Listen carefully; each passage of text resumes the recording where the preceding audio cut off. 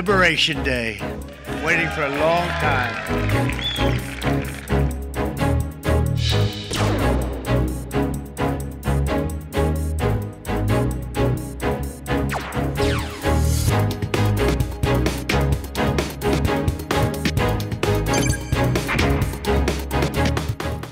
자, 도널드 트럼프 미국 대통령이 국가별 상호 관세를 선언했죠.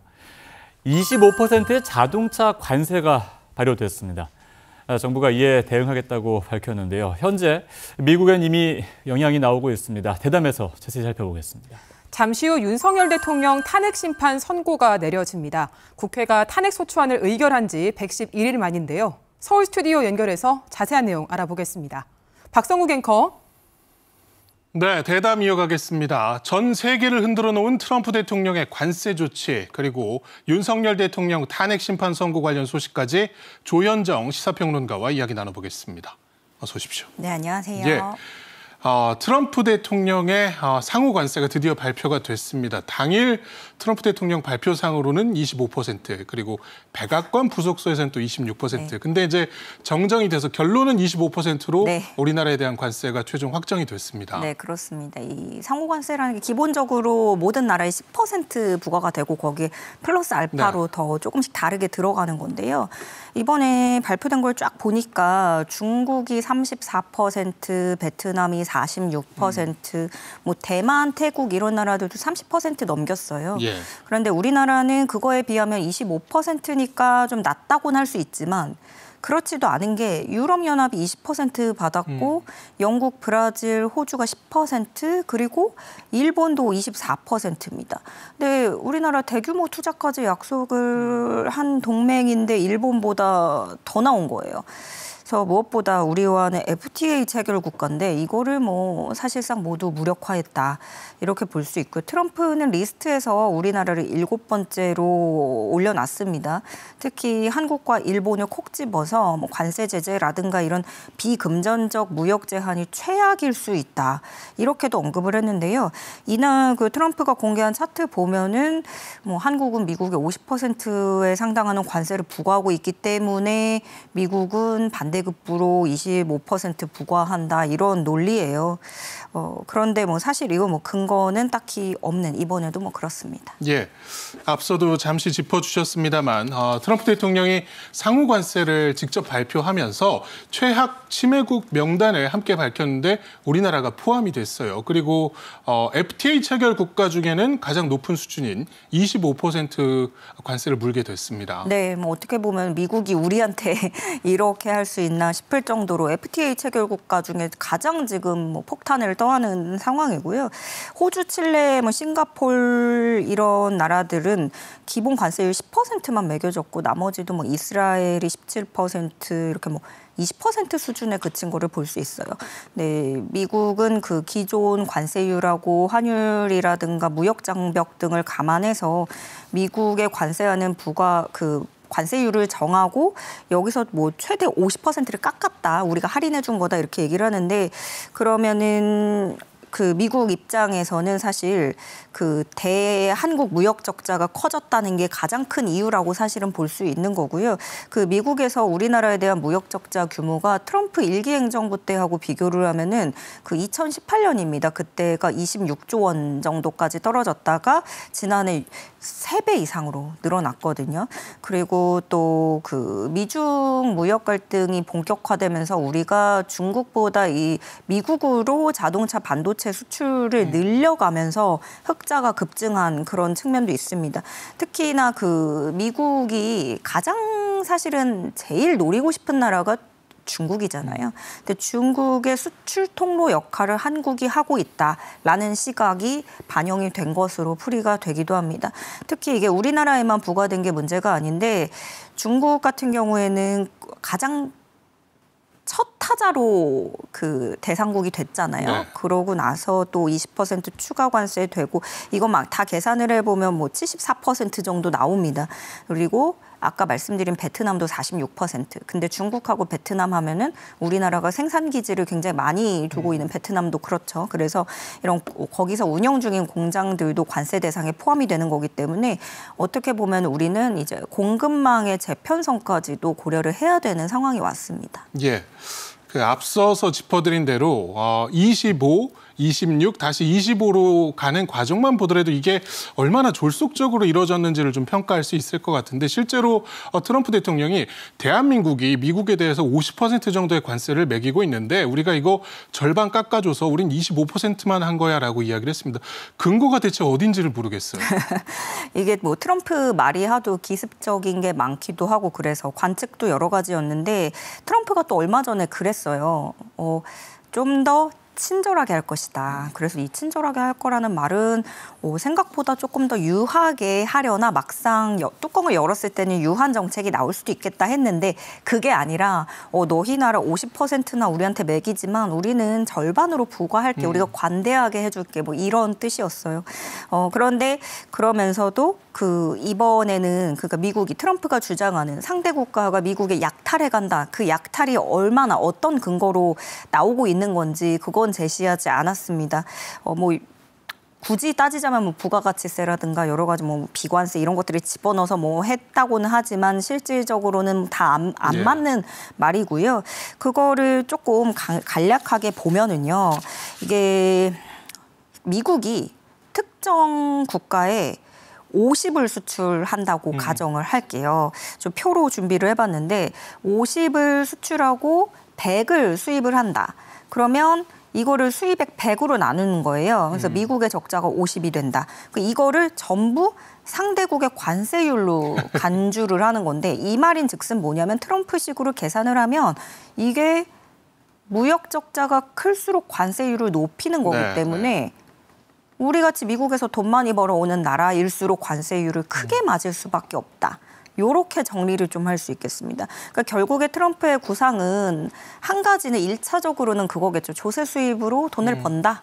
그리고 2차적으로는 관세 카드를 이제 시장을 압박하는 협상 카드로 쓰는 거겠죠. 그래서 트럼프는 계속 자국 우선주의를 강조하면서 그 미국 노동자들이 앞으로 공정한 대우를 받게 될 것이다. 이렇게 강조를 하고 있고 유럽연합, 중국, 캐나다 등의 국가들은 보복 조치를 예고하고 나선 상황입니다. 예.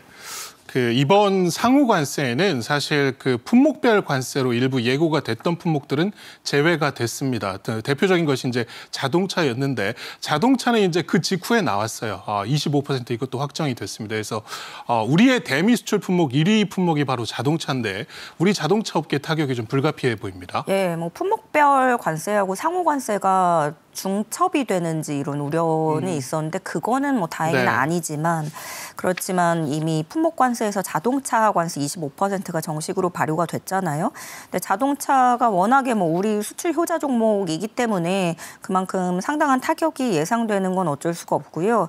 작년에 한국의 대미 자동차 수출 규모가 51조 원에 달합니다.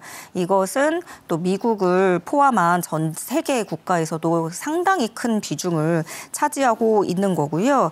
이 수출액을 전년 대비 뭐 9조 2천억 원 감소했다 이런 지표도 나오고 있는데 자동차뿐만이 아니라 철강, 뭐 알루미늄 이거는 이미 진작에도 짚어봤지만 자동차 안에 또 그 많은 것들이 구성을 하고 있죠. 근데 그나마 이 중에서 조금 다행인 건 멕시코가 이번 상호관세 부과 대상에서 제외가 됐어요. 그래서 멕시코 진출 기업들은 잠시 한숨 돌릴 수 있겠다. 그렇지만 또 국내 스마트폰하고 가전업계에서 베트남 생산을 굉장히 많이 하고 있는데 베트남에서 46%를 받았다라는 것이고 앞으로 반도체 품목별 관세가 발표되기 때문에 예의주시해야 되는 상황인데요.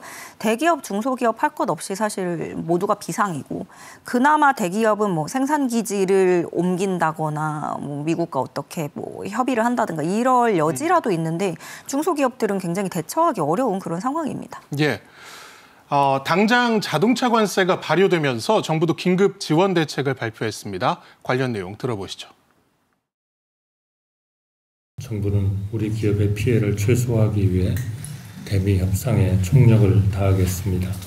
즉시 통상교섭본부장의 방미를 추진하는 등 각 급에서 긴밀한 대미 협의를 추진하는 한편 한미 동맹과 경제 통상 협력 관계를 바탕으로 상호 호혜적인 해결 방안을 중점 모색하겠습니다.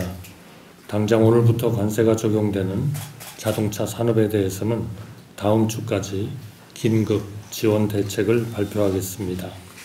또한 관계부처 합동으로 중소, 중견기업 등 취약 부분과 업종에 대한 지원 대책도 신속하게 준비하겠습니다. 예, 앞으로 미국과의 협상이 더욱 중요해진 상황인데 일단 어제 열린 TF에서도 한덕수 권한대행이 정인규 통상교섭본부장 당장 방미 추진할 것이라고 말을 했고 앞으로 우리가 그동안 이제 좀 준비해왔던 카드, 뭐 조선업이라든가 미국과의 LNG 협력 등도 협상에서 충분히 좀 카드로 활용을 해봐야 할 것 같습니다. 네. 그동안에도 안덕근 산업부 장관이 몇 차례 방미를 해서 고위급 관계자들이랑 접촉을 하고 했지만 사실상 지금까지의 결과로는 트럼프 행정부를 설득하지는 못한 것 같아요. 조만간 우리 정부는 미국 방문을 재추진할 방침이고요. 미국의 트럼프의 오해를 푼다라고 하지만 사실 이거는 의도적인 오해일 가능성이 크다고 볼 수 있죠. 네. 그래서 트럼프가 이 정도면 우리가 믿지는 장사는 아니겠다. 서로 주고받을 수는 있겠다. 이 정도로 납득할 수 있게 만드는 그게 중요하겠습니다. 그래서 안덕근 장관도 미국과의 관세 전쟁 협상에 대해서 단판 승부가 아니라고 강조를 했거든요. 그러니까 우리도 좀 이제부터 시작이라는 관점으로 이거를 잘 풀어나가는 게 중요하겠고요. 특히 우리 자동차 타격이나 철강, 알루미늄 이런 거 봤을 때 또 앞으로 반도체도 어떻게 될지 모르고 상호 관세는 FTA 체결국 중에 제일 높고 지금으로서는 굉장히 좀 암담한 상황이긴 한데요. 그리고 또 우리가 주목해야 될 부분은 앞으로 더 남아 있을 수 있다. 특히 미국이 상호 관세 발표하기 직전에 보고서를 냈는데 여기 보면 소고기 들어가 있고요. 또 자동차뿐만이 아니라 플랫폼까지 문제 삼고 있는데 이 플랫폼 분야가 뭐냐면 몇 년 전부터 이게 우리나라하고 신경전을 벌이던 분야라서 이거는 특히 눈여겨봐야 될 지점인 것 같습니다. 당장은 우리 정부가 품목 관세율을 최대한 낮춰보는 거에 집중을 할 것으로 보이고요. 또 이제 자동차, 반도체, 철강도 업계들끼리 만나서 긴급 지원책을 논의한다는 방침입니다. 예. 해서 정부는 우선 가장 타격이 클 것으로 예상되는 분야 자동차에 대해서는 일단 지원책을 만들어서 다음 주까지 발표를 하기로 했고 그리고 이제 중소기업들 납품 지연이랄지 수주 불발 등 문제도 신속 지원을 하겠다는 방침이죠. 네, 우선적으로는 이제 중소기업, 중견기업, 취약 분야에 대해서 지원 대책을 마련해서 투입하고요. 다음으로 조금 더 장기적으로 보자면 앞으로 재편될 통상 질서에 맞춰서 우리의 어떤 산업 구조, 경제 구조를 또 바꿔나가는 거, 이것도 체질을 개선하는 것도 장기 과제로 삼아야겠습니다. 한덕수 대행은 이번 계기로 우리 산업의 체질 개선과 불합리한 제도 관행도 획기적으로 개선을 하겠다, 합리화하겠다 이렇게 설명을 했는데요. 단순 계산으로 봤을 때 우리가 한 3조 원 규모를 부담해야 될 수 있다라는 추정치가 나오고 있어요. 그래서 정부는 이 보호 대책으로서 저리 융자를 포함한 정책 금융을 마련하게 될 계획이고요. 수출 중소기업들을 위해서는 수출 바로 프로그램이라는 거를 도입하는데 이 사업이 뭐냐면 290억 원 규모의 중기부 수출 바우처 프로그램입니다. 그래서 프로그램에 참여를 원하는 중소기업이라면 오는 10일부터 수출 바우처 누리집에서 신청을 하실 수 있고요. 최상목 경제부총리는 시장 변동을 24시간 모니터링하고 시장 변동성이 과도하게 확대될 경우에는 상황별 대응 계획의 짜여진 프로그램에 따라서 가용한 모든 안정 조치를 동원하겠다고 밝혔습니다. 예.